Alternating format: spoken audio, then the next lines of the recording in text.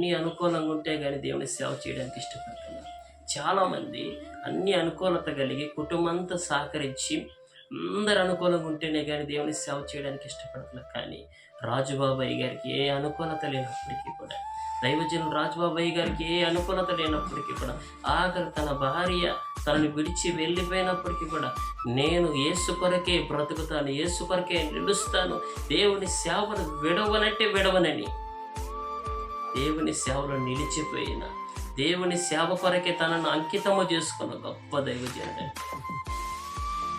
తన భార్య విడిచి వెళ్ళిపోయినప్పటికీ కూడా, సేవ విడిచి వస్తే మాత్రం కలిసి ఉంటామని తన భార్య చెప్పినప్పుడు, నేను మాత్రం దేవుని సేవను విడవనన్న గొప్ప దైవజనుడైన ఆయన్ని మాదిరిగా చేసుకోవాలి. నేడు క్రైస్తవ సేవకులారా, మనం అనేకమైన వారిని మాదిరి కాదు, నేటి పోయిన ఆ యొక్క రాజుబాబాయ్ గారు లాంటి గొప్ప దైవజనులను మనం మాదిరిగా చేసుకున్నప్పుడు, మనము కూడా క్రీస్తు కొరకు, మనము కూడా యేసయ్య కొరకు, మనము కూడా పరలోక రాజ్య ప్రవేశము కొరకు, పరలోక రాజ్య సంఘం స్థాపన కొరకై బలముగా నిలబడాలి.